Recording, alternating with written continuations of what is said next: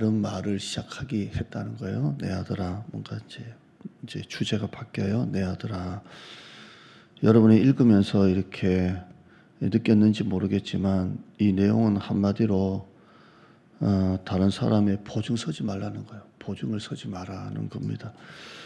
뭐 성경에 이런 내용까지 있나 하지만 잠언은 이제 원리도 얘기하고 실제도 얘기하잖아요. 원리를 얘기하고. 예를 들어서 목사가 이제 여러분에게 설교할 때 기도 생활해라, 예배 생활해라, 뭐 이렇게 한다는 건 원리를 얘기하는 거잖아요. 그럼 여러분이 그 원리 속에서 이제 삶에 적용하는 게 있잖아요. 그럼 내가 예배를 어떻게 드려야 될 것인지, 어떻게 내가 하나님 앞에 예배 생활을 해야 될 것인지, 뭐 어떤 태도로 드려야 될 것인지, 그렇게 원리가 있듯이 오늘 이 잠언도 앞에는 막 이런 원리를 얘기했다면 오늘은 이제 완전히 실제적인 겁니다. 그 중에 하나가 보증 서지 마라입니다. 보증 서지 마라입니다. 1절 한번 보시면 내 아들아 네가 만일 이웃을 위하여 담보하며 타인을 위하여 보증하였으면 하면서 2절부터 5절까지는 굉장히 부정적으로 나옵니다. 그 보증 서는 게 얼마나 위험하고 보증을 선다는 게 얼마나 스스로 올무에 걸리는 거라고 이렇게 하는 거예요. 2절 한번 봐요. 자, 보증했으면 2절 읽어봐요. 시작. 내 입의 말로 네가 얽혔으며 네 입의 말로 인하여 잡히게 되었다. 이게 얽히고 잡혔다 이 말은 마치 그 그물에 걸리는 겁니다. 그물에 딱 걸리는 것처럼 물고기가 그물에 딱 걸리고 그 밧줄 있잖아요.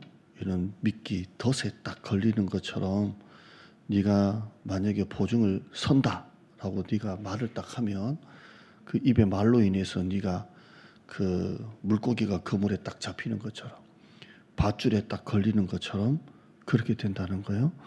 이 2절하고 5절이 그런 내용입니다. 5절 한번 봐요. 5절 읽어봅니다. 시작. 네 노루가 사냥꾼의 손에서 벗어나는 것 같이 새가 그물 치는 자에서 손에서 벗어나는 것 같이 스스로 구원하라.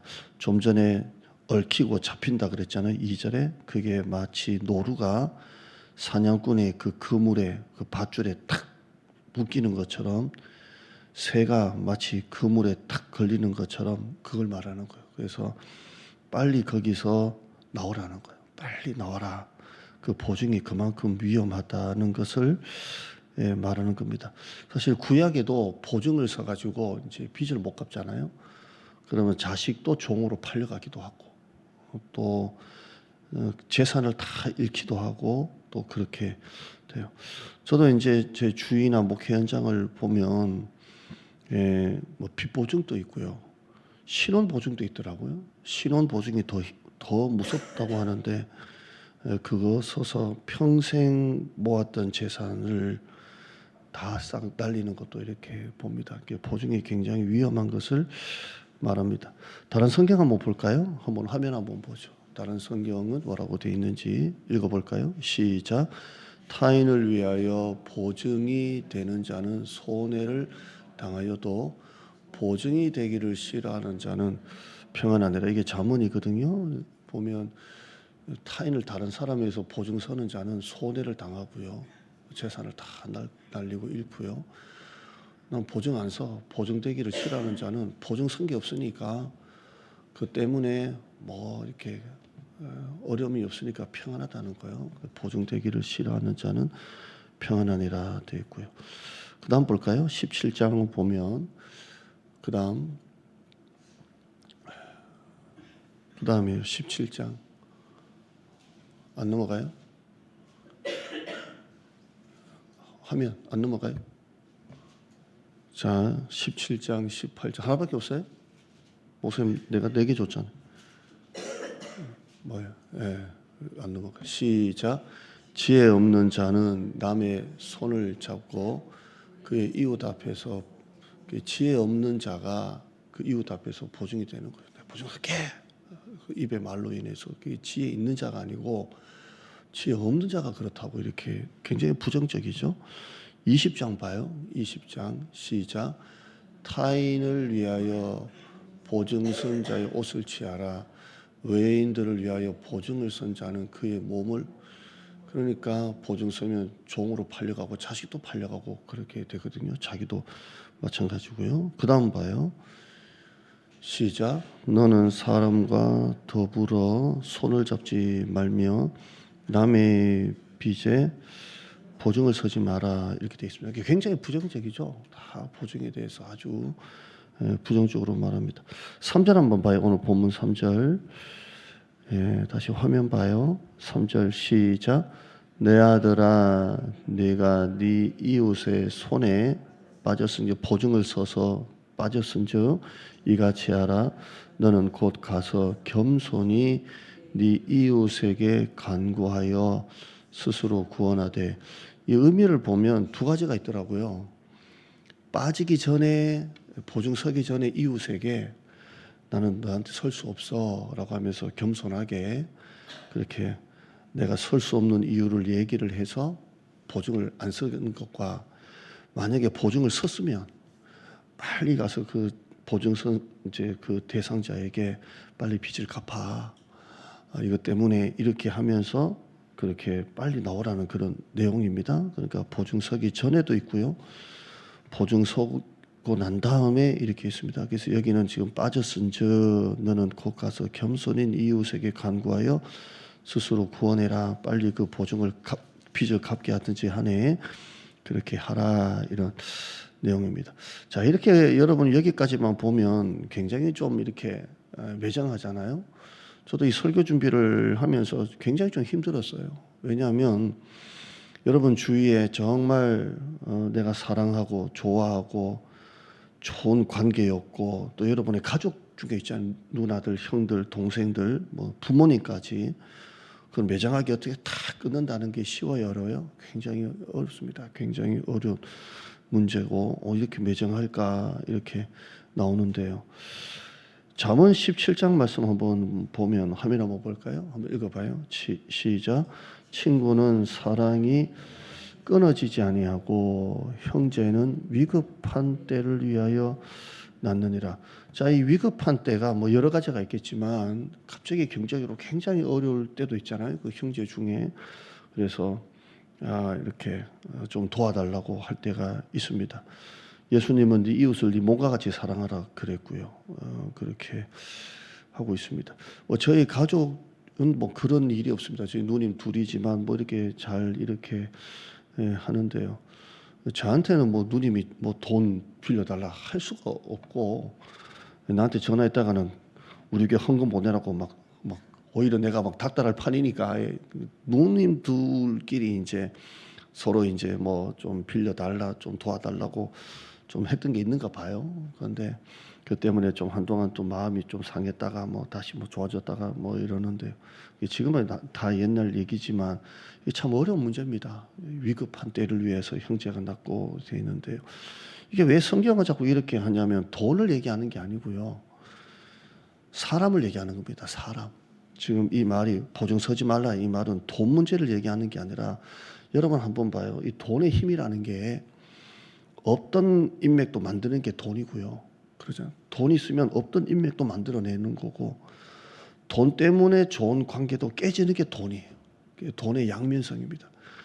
그러니까 불이라는 게 좋을 때는 이렇게 따뜻하게 하지만 안 좋을 때는 다 태워버리잖아요. 이게 불에도 양면성이 있듯이 돈에도 양면성이 있는 겁니다. 그래서 돈 때문에 사람을 살리기도 하고 돈 때문에 사람을 죽이기도 하고 하는 겁니다. 그래서 지금 이 내용을 가만히 이렇게 보면 성경에서 이웃의 그런 어려움을 외면하게 하고 무정하게 막 그렇게 하는 게 아니라 돈보다 중요한 게 사람이라는 것을 지금 얘기하고 있는 것 같아요.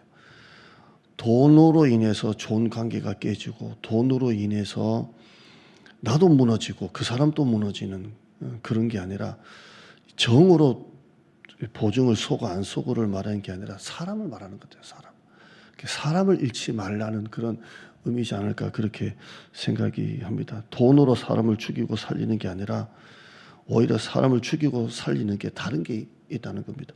여러분, 돈을 떠나서 제가 언젠가 한번 얘기했지만 너무 사람에게 잘하려고 하다가 너무 그 사람에게 이런 나 자신을 이렇게 신뢰가 무너지지 않고 그 사람과의 좋은 관계를 맺으려고 하다가 신앙을 잃는 그런 거 경험한 적 없습니까? 그러니까 내가 신앙까지 벗어나서 내 믿음을 유지하기조차 힘들 정도로 너무 그 사람에게 잘하려고 하다가 내 믿음을 잃는 경우도 있거든요. 너무 치이고 내가 너무 지치거나 너무 마음에 상처를 받거나 너무 그 사람에게 잘하려고 하다가 이 좋은 관계가 어떻게든 안 깨지려고 하다가 신앙을 잃을 때가 있어요.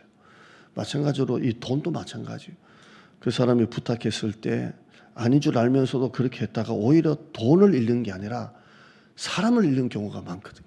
그러니까 오늘 이 말씀을 가만히 보면 이 지혜가 돈보다 더 중요한 게 오히려 사람인 것을 얘기하는 것 같습니다. 그러니까 여러분들이 인생을 여러분 인간관계를 하며 살면서 어떤 돈 문제가 있고 어려움이 있을 때 정말 기도를 많이 하셔야 되고요.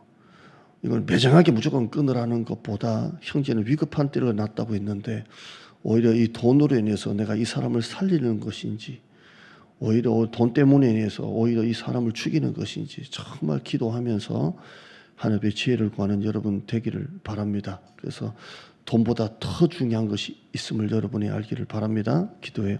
하나님 감사합니다. 좋은 마음으로 보증을 서기도 하고 또 어떤 이기적인 어떤 정말 이익을 위해서 보증을 서기도 하고 얼마 이자를 쳐서 갚아라 뭐 이렇게 하면서 하기도 하고 보증이라는 문제로 오늘 성경은 다루고 있습니다. 돈의 힘이라는 게 사람을 죽이기도 하고 살리기도 하고 정말 평생 좋은 관계도 돈 때문에 깨져서 평생 원수가 되기도 하고 돈의 힘이라는 게 정말 무섭습니다. 사실 이 정치 권력도 이 나라가 이 모양이 된 게 돈의 힘 아닙니까? 권력이라는 게 결국 이 돈의 권력인데 이 보증을 설 때 오늘 이 성경이 돈 문제를 다루는 게 아니라 사람을 다루고 있는 것 같습니다. 어떻게 돈으로 인해서 사람을 죽이고 살리는 게 아니라 정말 진정한 신뢰, 사랑, 존중 오늘 그걸 다루고 있습니다. 오늘 우리가 깊이 기도하면서 지혜 없는 자는 타인을 위해 보증을 쏘고 그게 올무에 걸린다고 했는데 오늘 이 말씀을 잘 생각하면서 교회 안에 돈으로 인해서 교회 안에 좋은 교우 간의 관계가 깨지고 상처받고 원수가 되고 결국 나는 그런 사람 때문에 교회 안 나간다. 나는 그런 사람 보기 싫어서 신앙을 버린다. 그런 사람들도 있습니다. 오늘 우리가 돈보다 더 중요한 게 사람이고 너무 사람에게 잘하려고 하다가 말씀을 잃고 신앙을 잃고 하나님과의 관계조차도 다 무너지는 그런 성도가 되지 않게 하여 주시고 하나님 중심으로 정말 내가 그 사람을 위한다는 게 무엇인지 단순하게 내가 돈을 내가 보증을 서고 하는 게 정말 내가 그 사람을 위한 것인지 또 보증을 선다면 정말 이건 하나님의 마음으로 정말 주님의 마음으로 하지 않으면 돈 때문에 깨집니다. 오늘 우리가 빌려주는 사람도 보증을 서는 사람도 보증을 받는 사람도 기도하고 신앙으로 돈보다 사람을 먼저 생각하는 우리 성도들 되게 하여 주시옵소서. 예수님의 이름으로 기도드리옵나이다. 아멘.